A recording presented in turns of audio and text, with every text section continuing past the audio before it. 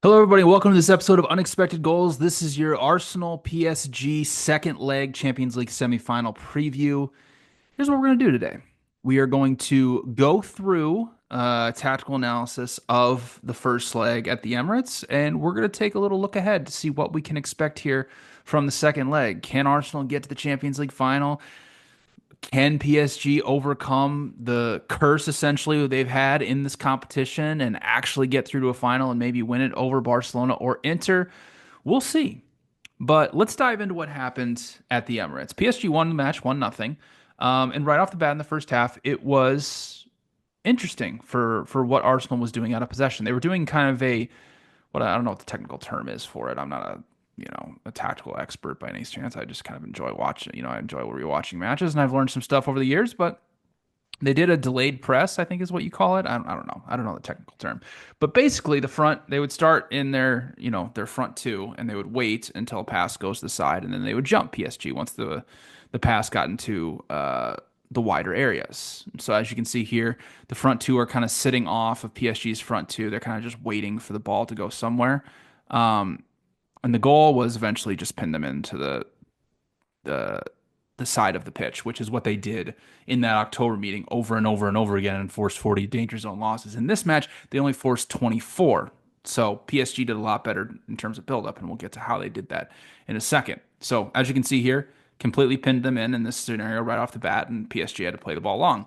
But it didn't take long for PSG to open the scoring. And they answered one of the questions that I had is how are they going to be able to actually drop in deep? Because Arsenal is typically a team that will follow. They will follow guys in if they decide to drop in deep. They don't like to get overloaded through the middle. And the one area and the risky area that you have to play the ball if you're trying to build out against Arsenal's press because it is so good is they leave this gaping hole in the middle and they kind of reliant on their center backs to come up and take away any balls that come through here to the middle. But you have to make risky passes there. And that's exactly what PSG did. As you can see, Dembele will drop in deep here, but it's even the bigger point of it is because PSG had a 5v4 overload against Arsenal's back line, and also that meant that Trossard had to stay back. As you can see, over on that left side, PSG had three guys, so Arsenal had to stay pinned on them, especially Kiwor, who probably wanted to follow Dembele into that spot, but if he did that, then that would have left vacated space and PSG would have had a 3v1 out there on the wide, and all it takes is one ball over the top, and PSG is in. So what happened is essentially Dembele was allowed to come and receive the ball pretty easily. Now, this is basically a carbon copy of the goal that PSG scored against Liverpool at Anfield. It's draw the press to the left side of the pitch and then play back against the press. That's how you have to beat Arsenal's press because they are going to allow those passes back across. Not necessarily allow them, but that's what they want you to do. That's the best way to escape the pressure instead of trying to play through them or, essentially playing balls over the top. So that's what PSG did, and it worked to perfection. As you can see here, Dembele has so much space to carry the ball, and now Ruiz, Kvaratskhelia, Neves, Doué, Hakimi, they're all just pushing, and now it's a 5v4 with Dembele on the ball, and he has options. And so eventually Arsenal had to close him down, and Ruiz made a really nice run across the face to drag Timber with him, which freed up the space for Kvaratskhelia, who eventually got 1v1 when Timber had to go back out wide to defend him. Rice came over and tried to help because he didn't want to leave Timber 1v1 against Kvaratskhelia. And the space opened up for Nabele outside the 18-yard box, and he put it in the back of the net. Now, that shot had an XG rating of 0.09, but a post shot XG rating of 0.48. It was a really good shot. It got through some bodies, and Raya really just couldn't see it. So great goal from PSG, and it ended up being the only goal of the match. But what was pretty clear, not just that one-off time, is that PSG wanted to get Dembele on the ball as much as possible. He's not only their leading goal scorer, he's one of the best players, the best technical players they have on the ball. And as you saw from the goal, if he's given free runs to just drop in deep, especially centrally, and he's able to turn and run, he's really, really difficult to defend. Now, one thing that Arsenal changed with their press, and I'll put the tweet up here from my good friend John McKenzie, is that Arsenal switched their press midway through the first half. They used Mikel Odegaard to cover the central pivots instead of pushing up. And as you can see, here's an example of that. He's covering Vitinha here and not allowing Vitinha essentially to drop in or really receive anything centrally and not allowing PSG to get that central overload like they wanted to the first couple phases.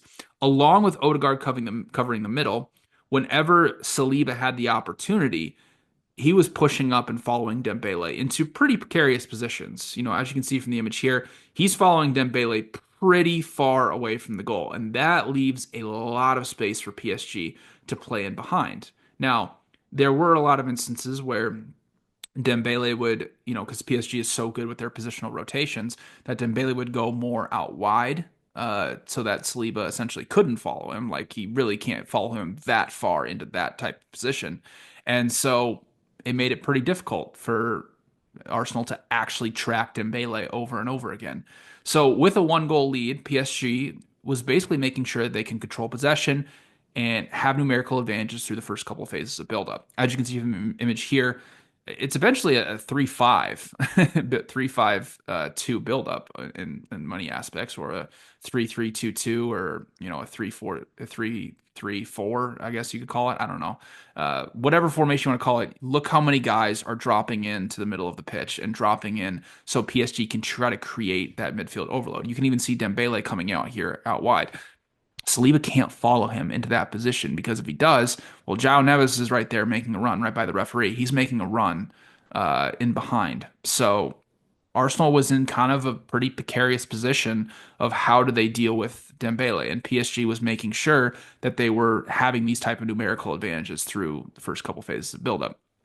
Now, basically, now the question was for Arsenal is okay, you're losing by a goal. How aggressive do you want to be out of possession or even in possession? And, PSG were happy to maintain that possession throughout the first half, and Arsenal kind of slunk back into a mid block for most of the second half. Now, the flip side of it is okay, for PSG, and this is a very important point taking on when we look at the second leg, is they really weren't as aggressive as they normally are in terms of their pressing. In fact, there were a lot of times that PSG were falling back, especially in the second half, into a low block. But one thing that was pretty noticeable is the fact that PSG was basically just marking Marquinhos on Martinelli, and then Pacho was coming across to mark Trossard. And that's the matchups that they wanted. They were not afraid of Odegaard making runs in behind. And so I'm going to show you the image here. I'm going to get to, the importance of the 3v2 out wide. But as you can see, I mean, Vitinha drops into the back line here, and Odegaard's not somebody that really makes a run off the back line.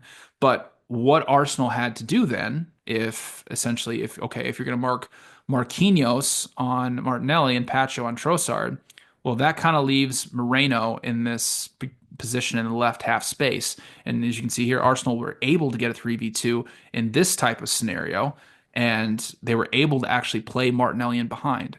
And that's kind of what Arsenal does, right? Like they love to get these type of wide overloads, and I think that's something that you're going to see going forward potentially in the second leg. So as you can see here, and it was really a great play from Miles Lewis-Skelly to beat Hakimi, who was playing in the middle of the pitch because Marquinhos was occupying his spot defensively because Hakimi is not that great of a defender, and they didn't want to leave him on an island with Martinelli. And so Miles Lewis-Skelly is able to get past him and dribble in. And because they have essentially a 3v2, or as you can see here, pretty much a 4v3, Martinelli was able to come in behind because Marquinhos hesitated for a second because he was like, I think I have to close down the ball. And Martinelli got in behind and put a pretty decent shot on goal. But the first half was honestly just kind of a little bit of a chess match of who's going to control the central parts of the pitch, who's going to control possession, and no teams were really taking any chances. Now, set pieces obviously are going to play a crucial role. Not they played a crucial role obviously in the first leg, but also in the second leg as well. And it was pretty clear that Arsenal had a massive advantage on them, and they were using their typical back post overload and then running in and causing all sorts of havoc. They did get a goal varred off right at the start of the second half, and it was the same routine as you can see here. First image, Arsenal sets up with six guys on the back post. PSG is trying to maintain their line. Arsenal just came in, and look how many guys got centrally for Arsenal. Now you have a central overload against PSG, and of course Arsenal has great aerial duel winning prowess. And so Moreno ended up being just a hair offside, although he put it in the back of the net. But look for these type of set piece scenarios, right? It start off at the back post. You see PSG kind of wide in terms of where they are. And also, what I want you to look at, I'm going to show the image again here of the first sequence. Look who is sitting centrally. It's all of PSG's short players. Pacho and Marquinhos are over here, right? So Arsenal says, okay, if you're going to put Neves and Vitinha right here centrally, well, we're just going to go right after them. And I think that's something you're going to see on set pieces as well going forward is that, PSG was struggling to pick up guys, but Arsenal, I think, is going to overload and target PSG's shortest players, whether that's front post, back post, or centrally. So that'll be a big thing going forward. But throughout most of the second half, PSG was using, four-man combinations all over the pitch, basically trying to play quickly through Arsenal, which is a very, very difficult thing to do. But they really weren't having much luck. As you can see here, they're trying to create a four-man box midfield, trying to push or pull Arsenal's center backs up with them to maybe create some space in behind. But PSG really wasn't making those runs in behinds. And, another thing, making those runs in behind. So for Arsenal, they started, they got a couple chances here in the second half that were pretty high quality.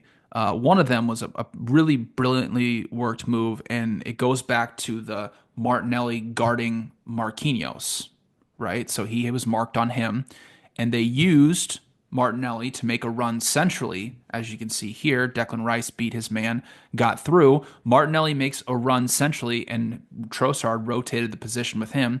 Pacho's not going to follow him all the way out there. He has to maintain his central position. And now Trossard, Rice is able to play a ball in behind a Trossard, and he was in and forced Donnarumma to make a really, really difficult save. But that was basically it for Arsenal. As the match progressed, PSG sat deeper and deeper. They played a very compact 4-4-2 low block. So Arsenal, and this is something that I'll get to in a second, they started to invert Bukayo Saka into the middle to try to get him on the ball, allowed Arsenal's fullbacks to push up and provide width. As you can see from the image here, PSG essentially is sitting in a 4-4-2, more or less, staying very compact and basically saying, we're not letting you play through the middle. Send the ball out wide. We're not afraid of you making runs in behind, and we're not afraid of you sending in crosses.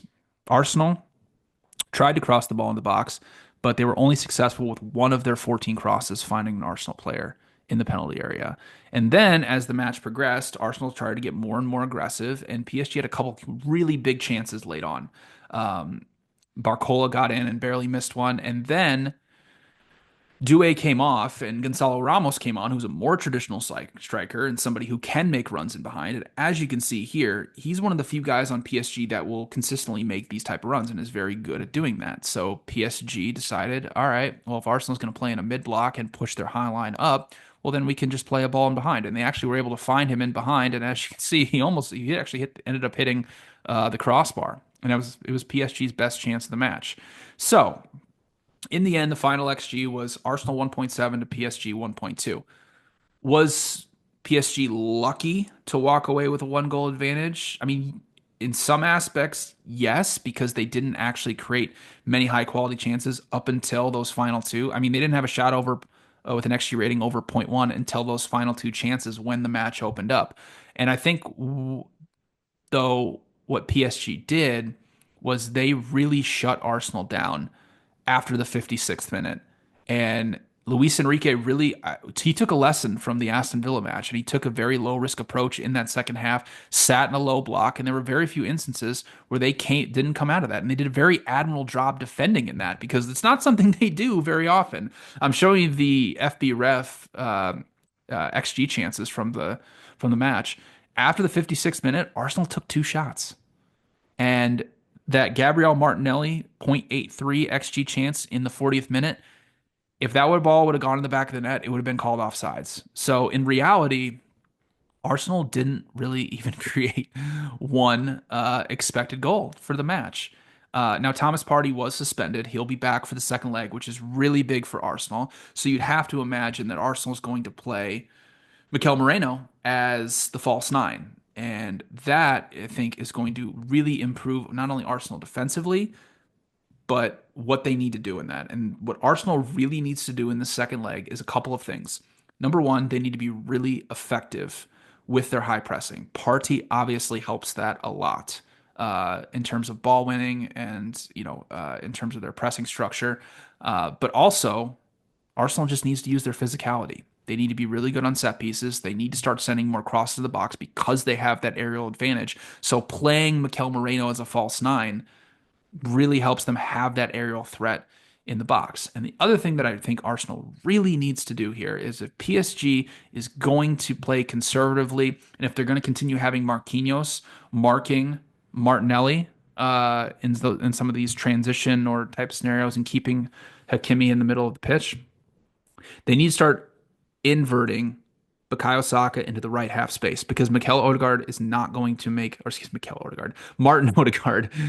I got too many Mikels in my mind here. But in any case, Martin Odegaard is not typically the type of guy to make those runs in behind. He is somebody that will drop deep. And if he drops deep and Vitinha is marking him, that can create space for Bukayo Saka to make runs in behind. And honestly, for Arsenal, it's just get Bukayo Saka on the ball as much as possible. And I think operating in that right half space is really the best place for him. But PSG could obviously counter that. They could play Hakimi at right back and they could move Pacho and Marquinhos into their more traditional center back positions. Um, and that would leave Hakimi, 1v1 against Martinelli. So it would be a huge match for Martinelli if he is left 1v1 against Hakimi. Now, Arsenal, from a build-up standpoint, if PSG says, you know what, we're going for the kill shot right away. We're coming out here, we're at home, we're going to try to get the 2 goal advantage, and then we'll sit back, which is a very plausible thing that PSG can do because that's really how they're designed to play. If they do that, Arsenal consistently through the first phase of build-up was able to maintain a 5v4, and they did a really good job of building up through PSG. But PSG knows, as many teams know with Arsenal, is that they struggle breaking down low blocks because they don't have runners who can make runs in behind. And that's why crossing, having Mikel Moreno in the box, and set pieces are going to be such a big thing for Arsenal. We don't know the status of Dembele for this match, which is obviously massive for PSG in terms of not only he's their leading goal scorer, but as you saw from this analysis, his ability to drop in deep was causing Arsenal so many problems. I don't know if he's going to play right now at the time of recording this. If he does, what does Arsenal do to combat that?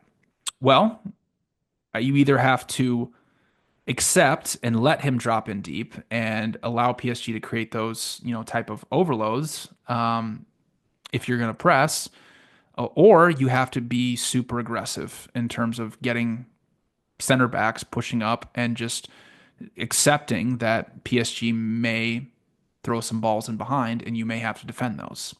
I think that's probably Arsenal's best approach. It's either, if you want to have Party as the one, trading off with Saliba to make sure that he doesn't venture into those places centrally. Out wide, it's a little different. It's a lot harder if, you get on the ball to, really cause a lot of problems from out wide as opposed to centrally. But I think anytime Dembele drops in centrally, you're going to see Saliba or Partey or somebody picking up and marking him and just accepting that PSG may play some balls over the top, which they honestly don't really do unless, like I said, they have Gonzalo Ramos on the field. Now, that's another interesting point for PSG. If Dembele is hurt, do you start Gonzalo Ramos up top, or do you start Doué in that, or Kvaratskhelia in that false nine type position?